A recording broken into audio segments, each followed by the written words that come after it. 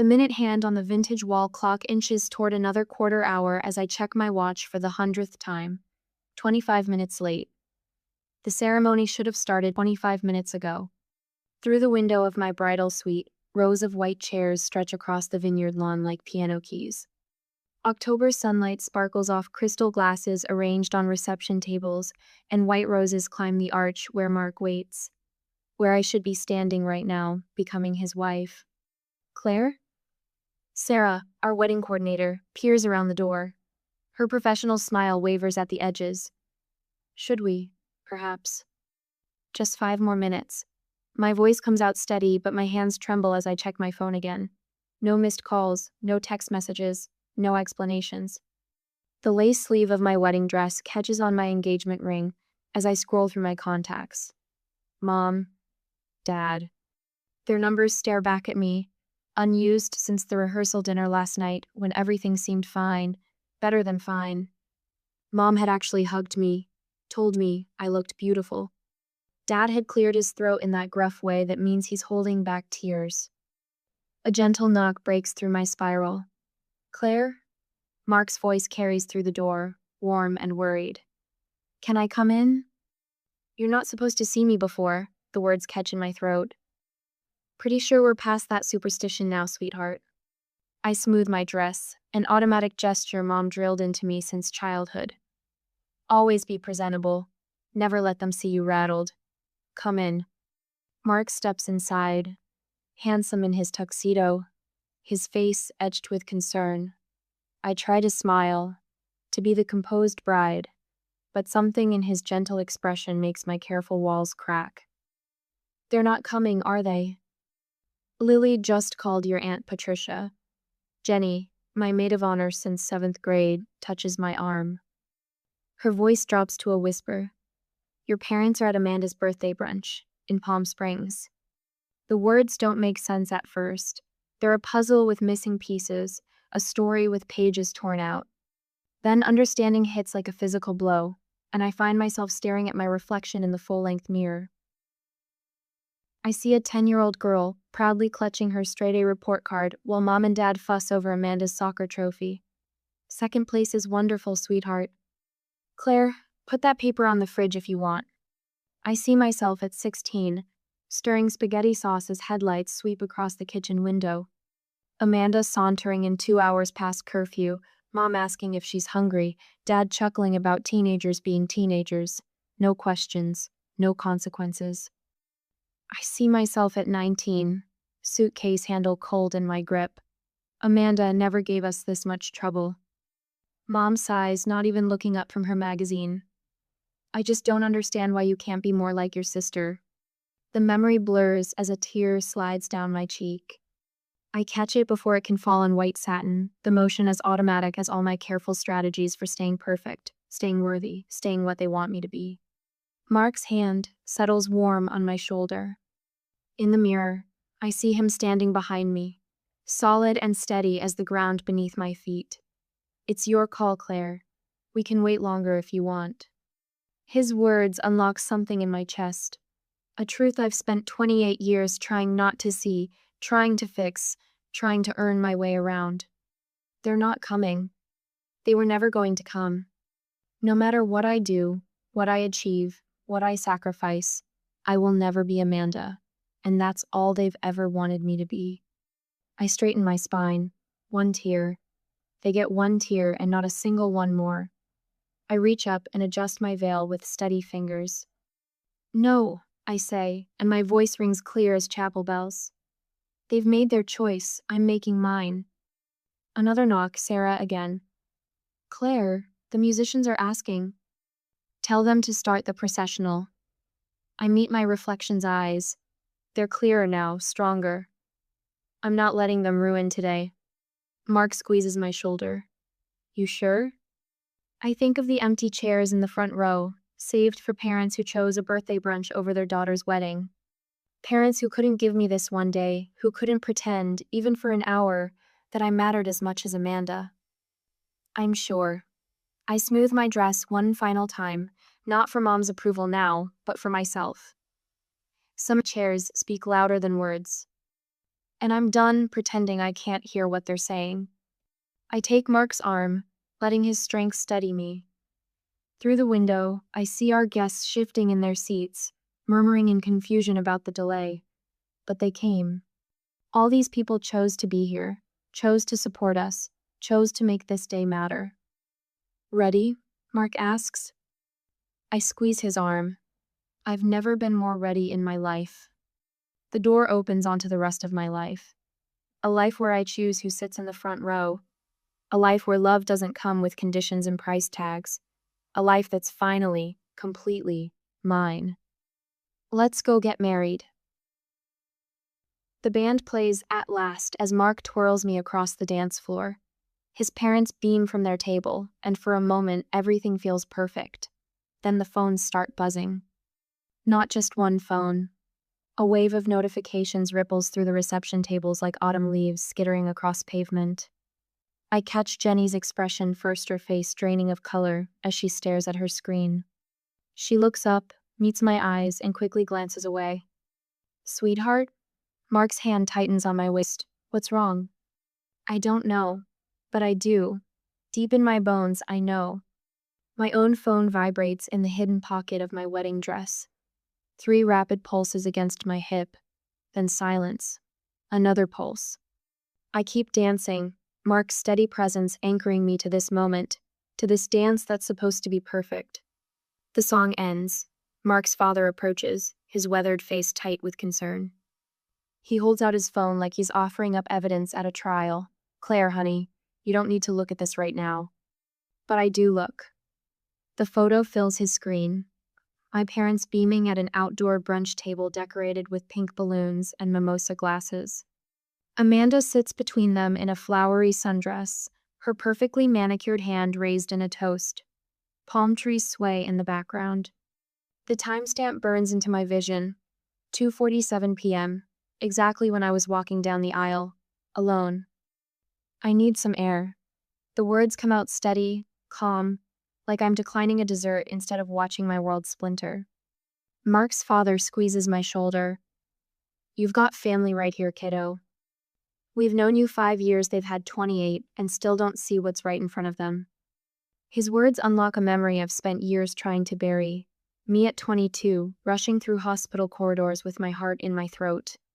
The call had come after 3 years of silence. Dad had collapsed at work. Possible heart attack.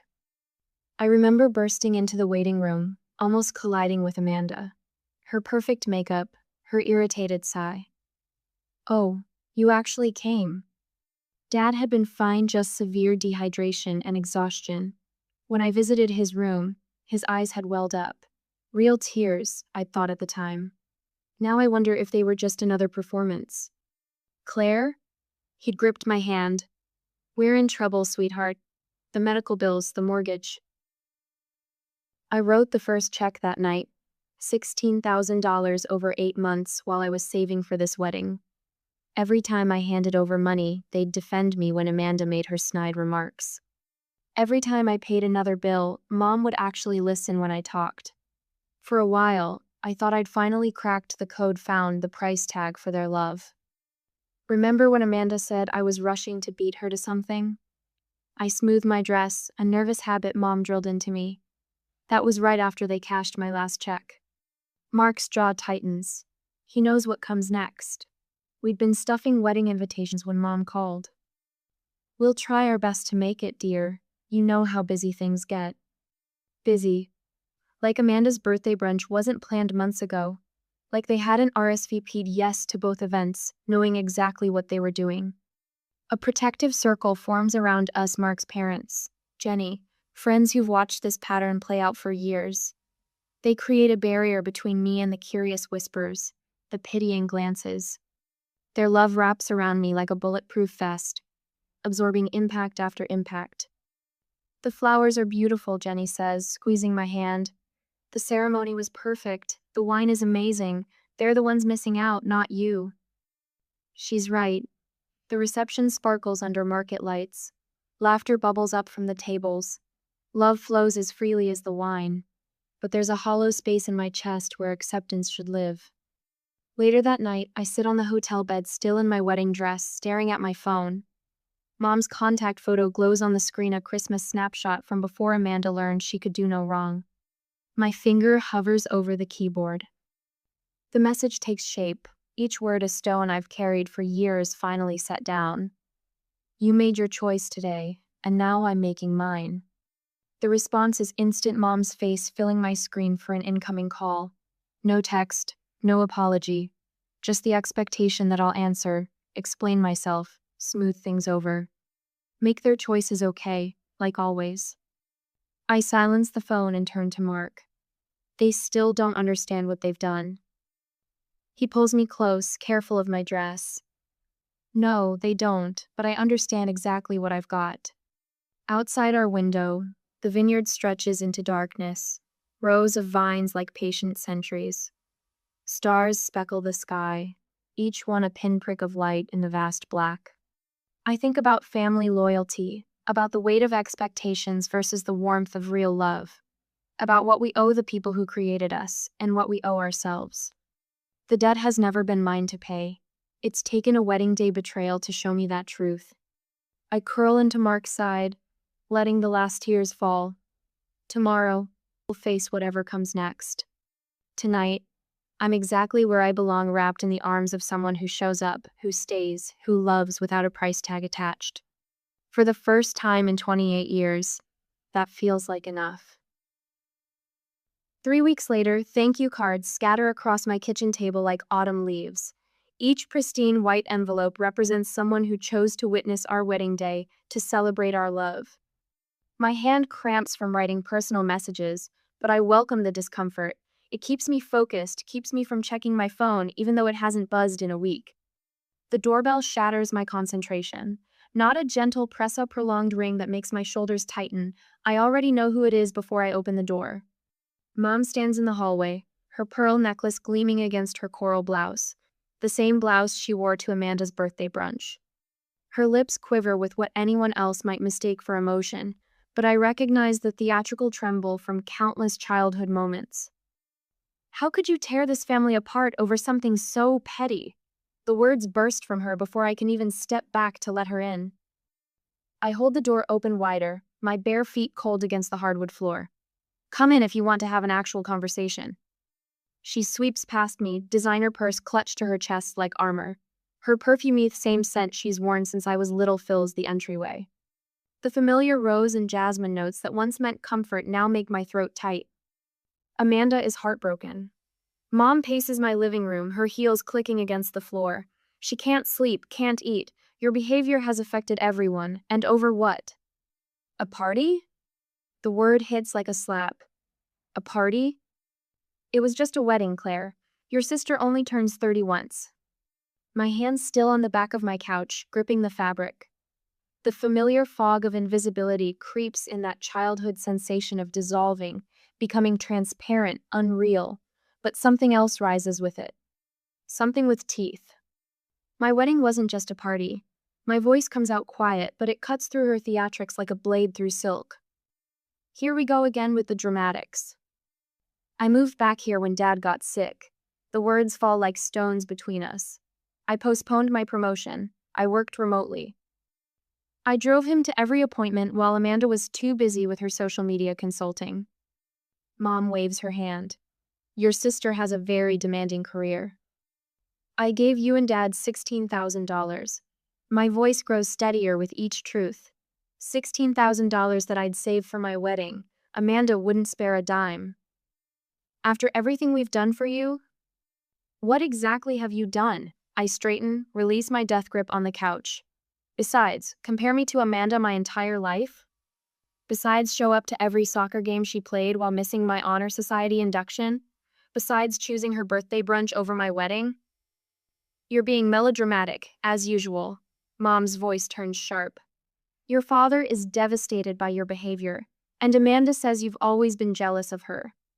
A strange calm washes over me. Like stepping into the eye of a storm, everything's suddenly clear and quiet. I see the pattern laid bare, the guilt trips, the gaslighting, the constant deflection. I'm not asking for special treatment. I walk to my front door, rest my hand on the knob. just equal treatment. And until you can acknowledge what you did, what you've been doing my whole life, we have nothing more to discuss. Claire Elizabeth Morgan, you will not dismiss me. Yes, I will. I open the door. Not with a dramatic swing, but with the quiet determination I learned from years of being the responsible one, the reliable one, the invisible one. Goodbye, Mom. She stands there, mouth opening and closing like a fish suddenly finding itself on dry land. Then her face hardens into familiar lines of disapproval. You'll regret this. When you have children of your own, you'll understand what you've done to this family. The door closes behind her with a soft click. My hands don't shake, my eyes stay dry. The fog of invisibility has burned away in the sunlight of truth. My phone rings. Amanda's name lights up the screen, her contact photo showing her perfect smile, her perfect life, the life that has cost me so much of mine. I answer because old habits die hard. Hello? Claire. Her voice drips honey and arsenic. I've been thinking about everything that's happened, and I think I know how you can make things right. I wait. The silence stretches between us like a tripwire. I'm starting a business. Each word precise, calculated. A real one this time, not like my other projects. I need $30,000 to get it off the ground. My laugh startles us both. You want money from me? Now? You owe the family after everything we've done. The honey dissolves, leaving only poison. Mom and Dad sacrificed so much for your education, your wedding. My education that I paid for myself? My wedding that you all skipped? God, you're still hung up on that? It was just a party, Claire. You know what your problem is? You've always been. I press the red button on my screen, ending her sentence, ending the conversation, ending 28 years of making myself smaller to fit inside the box they built for me. The thank you cards still wait on my kitchen table. I sit down, pick up my pen, and begin writing again. But this time, my hand doesn't cramp. Each word flows freely, thanking the people who showed up, who chose to be there, who saw me even when my own family looked right through me. The afternoon sun streams through my window, warming my skin. Outside, traffic hums, birds call, life continues. And for the first time in as long as I can remember, I feel solid, real, whole. My phone buzzes again, and again, and again. I reach over, turn it face down, and keep writing my thank you notes to the people who deserve my gratitude. The people who taught me that family isn't about blood or obligation or guilt. It's about choice. And I'm finally making mine. You think I owe you $30,000? The words tumble from my lips before I can stop them. My free hand grips the kitchen counter, knuckles white against the granite. Don't be dramatic, Claire. Amanda's voice drips sugar and acid through the phone 2 hours later. After everything Mom and Dad sacrificed for you? College tuition, dance lessons, braces. She pauses, and I picture her examining her manicure the way she always does when delivering calculated blows. And let's not forget how sensitive you're being about a simple party. The familiar buzz starts in my ears, that static noise that always comes when Amanda rewrites history. My wedding wasn't a party. Whatever. The point is, I'm starting a business. A real business, not your little marketing job. And since you've been so difficult lately, Mom and Dad think it's time you contributed properly to the family. I close my eyes, remembering the lawyer's words from last week. Document everything. My phone records every poisonous word as Amanda continues. They're considering legal options, for repayment of past support. Another pause. But I told them I'd talk to you first, sister to sister. The static in my head crescendos. Legal options, of course. When guilt fails, they resort to threats. I need to think about this. My voice emerges steady, controlled, a tone I learned from years of walking on eggshells. Goodbye, Amanda. I end the call before she can respond, fingers trembling as I pull up Mark's number. 1 ring, 2. His familiar, "Hey, sweetheart," nearly breaks my composure. They want $30,000, the words spill out. Amanda says they're getting lawyers involved, for past support, for raising me. I'm calling Rachel. Mark's voice hardens. Rachel, his cousin, who happens to be a family law attorney. Don't respond to anything else from them until we talk to her. The call with Rachel comes that afternoon, An hour after the call, I was in her office. Her office smells like coffee and old books, nothing like the sterile corporate spaces where Amanda conducts her business ventures. They have no legal claim. Rachel's pen scratches across her yellow notepad. Parents are legally obligated to provide basic care and support for their children. They can't retroactively demand payment for doing what the law required them to do. My shoulders drop an inch. What about the money I already gave them? The $16,000? Rachel flips through her notes. That was a gift, not a loan. Unless they have documentation proving otherwise? I shake my head. They said they'd pay it back, but they never put it in writing. Rachel's eyes soften. Claire, I need you to understand something. This isn't about money. This is about control. The truth of her words settles in my chest like a stone. My phone buzzes. Dad's number lights up the screen. Rachel nods, and I answer on speaker. Princess. His voice wavers, nothing like his usual confident tone. We need to talk about the family situation. My heart clenches at the old nickname. He hasn't called me that since I was 12. Your mother and I, we're facing some difficulties. Medical bills, the house needs repairs. He clears his throat. We might need to stay with you and Mark. Just temporarily. The familiar weight of obligation presses against my ribs. How many times have I carried their burdens? How many times have I believed this sacrifice would finally make them see me? Rachel slides her notepad across the desk. In clear, steady handwriting, they're escalating because you're breaking free. I'll need to discuss this with Mark. My voice stays level, and I'll need everything in writing. Writing? Dad's tone sharpens. We're family, Claire. Family doesn't need contracts. Family also doesn't skip their daughter's wedding for a birthday brunch. The silence stretches between us like a rubber band about to snap. I'll text you later, I say, and end the call. Rachel hands me a tissue. I hadn't realized I was crying. That evening, Mark and I sit at our kitchen table, property listings spread before us. The renovation project we'd planned for next year suddenly feels suffocating. Too close, too accessible. The Seattle job offer is still open. Mark's hand covers mine. They'd want me to start next month. 5 states away. Far enough that dropping by unannounced would require real effort. My phone chimes. A text from Mom. Your sister needs our support right now. Why are you being so selfish? I type 6 words. I've consulted an attorney. No more money. The response comes in a barrage. First Amanda, you ungrateful little snake. Then Mom, after everything we've done for you. Dad, your mother is heartbroken. We're a team. Mark's voice anchors me as the messages pour in. Their manipulation stops now. I silence every contact except his. The quiet that follows feels like standing in the eye of a hurricane, terrifying and peaceful all at once. Sometimes I whisper, staring at the Seattle listings, the only way to be seen is to disappear. My Aunt Patricia calls an hour later. Your mother says you've abandoned them in their time of need. Her voice carries decades of family dynamics. Claire, honey, you need to be the bigger person. I've been the bigger person my whole life. The words rise from some deep, untapped well of truth. I'm done making myself small to make them comfortable. I hang up and block her number too. In the sudden silence of our kitchen, Mark pulls me close. Through the window, I watch the sun set behind the hills where my parents' house sits. Tomorrow, they'll try again. Different tactics, same goal. But tonight, in this moment of quiet revolution, I finally understand. Their power over me was always an illusion, one I chose to believe.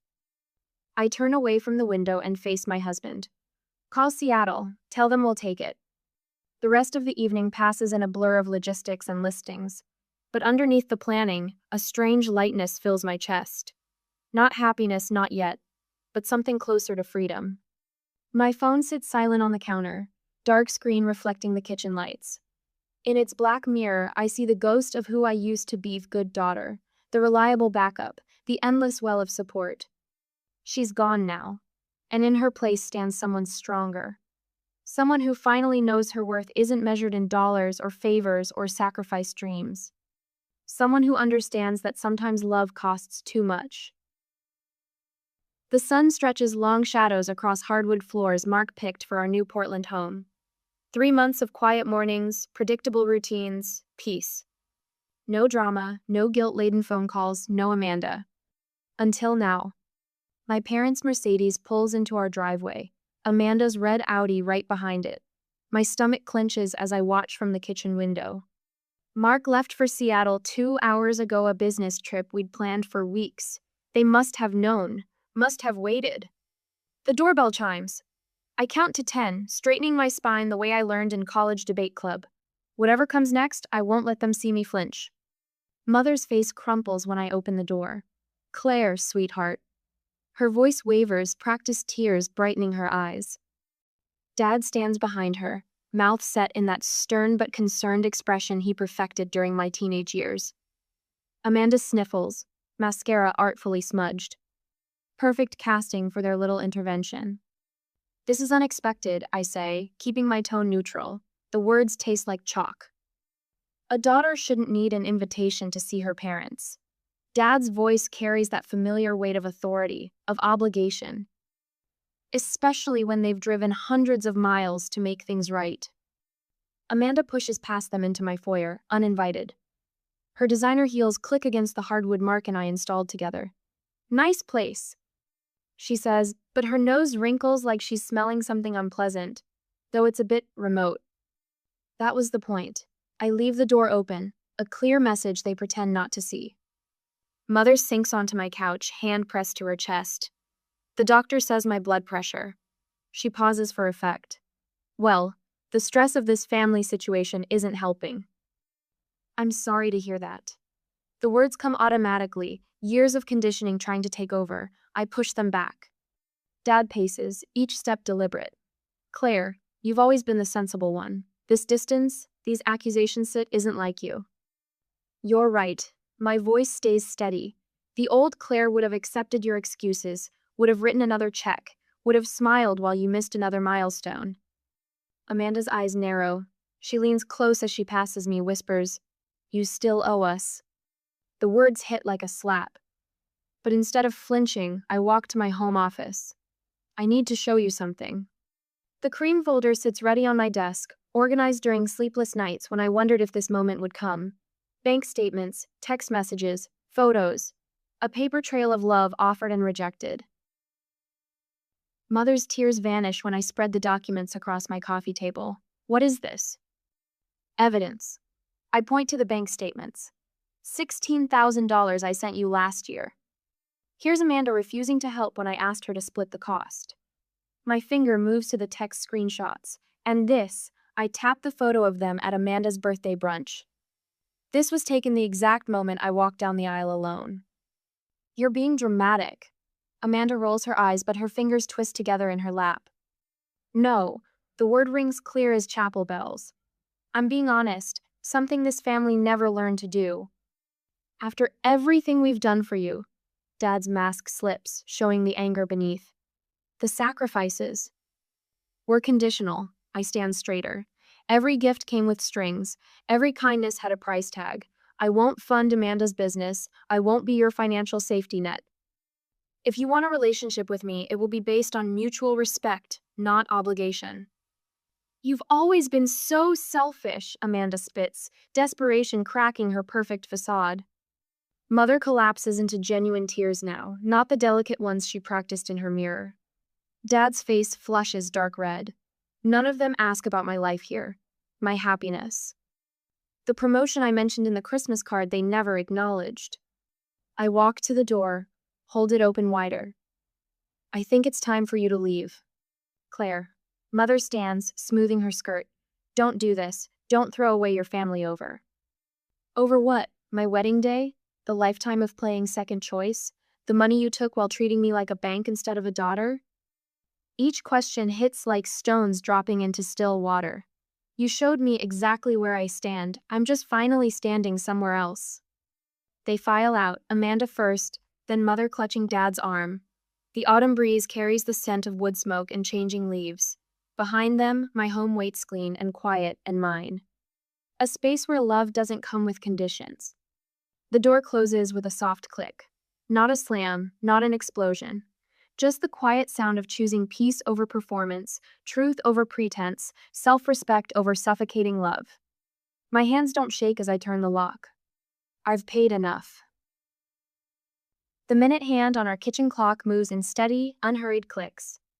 6 months ago, each tick felt like a countdown to the next crisis, the next guilt-laden phone call, the next impossible demand. Now the sound blends with morning birdsong through open windows, with Mark's contented humming as he pours coffee, with the gentle rustle of spring air through our herb garden. I stretch, feeling the unfamiliar lightness in my shoulders. No tension headache, no knot of dread in my stomach anticipating Mom's daily updates about Amanda's latest crisis. Just the warm aroma of coffee and the way sunlight catches the prism hanging in our window, scattering rainbow fragments across white walls. Big plans today? Mark sets my favorite mug beside my laptop. The ceramic is warm against my palms, solid and grounding. Meeting with Susan at 10. I take a sip, letting the richness linger. My therapist suggested savoring small moments like this, building new neural pathways to replace the old tracks of anxiety. Then I thought I'd start planning our first real Christmas, just us. Mark's eyes crinkle at the corners. He knows what this means. No elaborate performances of family harmony, no walking on eggshells around Amanda's latest grievance, no carefully orchestrated gift exchanges designed to prove our worth. What are you thinking? He settles into the chair beside me, his knee brushing mine in quiet solidarity. A small tree. The vision unfolds as I speak. Those old glass ornaments we found at the vintage store, stockings by the fireplace. Maybe invite your parents and my Aunt Patricia, people who actually want to be here. People who see you, Mark adds softly. The words settle in my chest like sunshine. 6 months of therapy have taught me to sit with moments like this instead of deflecting them. Susan would be proud. I had that dream again last night. I tell him, tracing the rim of my mug. The one about the empty chairs at the wedding. But this time, they didn't feel like wounds. They felt like spaces cleared for something better to grow. Mark's hand finds mine across the table. We sit in comfortable silence, watching light play across our walls. Such a simple thing, this peaceful morning routine. Such a hard-won victory. The doorbell chimes, and for the first time in months, my pulse stays steady. No more surprise ambushes from family members wielding guilt like weapons. This is Julie from my support group, right on time for our walk.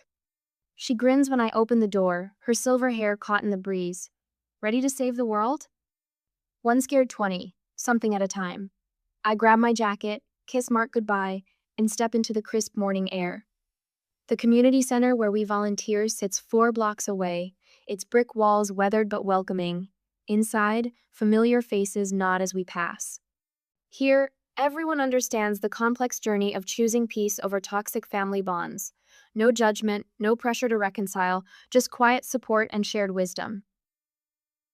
My first appointment today is with Rachel, barely 23, clutching tissues as she describes her mother's latest manipulation attempt. 6 months ago, her story would have cracked my careful defenses. Now I can sit with her pain while maintaining healthy boundaries of my own. But if I don't help them with the down payment, they'll lose the house, Rachel whispers. What kind of daughter lets that happen? A daughter who recognizes that her worth isn't measured by her bank account. The words flow naturally now, hard-earned truth rather than rehearsed wisdom. You're not responsible for fixing their financial choices. Recognition flickers in her eyes, the same awakening I felt that day in our sun-filled kitchen, saying no to Amanda's business loan demand. Rachel straightens slightly, tissues forgotten in her lap. Later that evening, Mark and I host dinner for our chosen family. Julie and her partner, 2 couples from our neighborhood, my Aunt Patricia who drove up from Eugene. Our dining room hums with genuine laughter, with conversations that flow without hidden agendas or veiled criticisms. I raise my glass, catching Mark's eye across the candlelight, to finding the courage to choose peace, even when it's the harder path. The words echo off walls that have never heard a manipulative accusation, never witnessed a guilt-fueled breakdown. This space is ours, filled only with relationships we've chosen to nurture.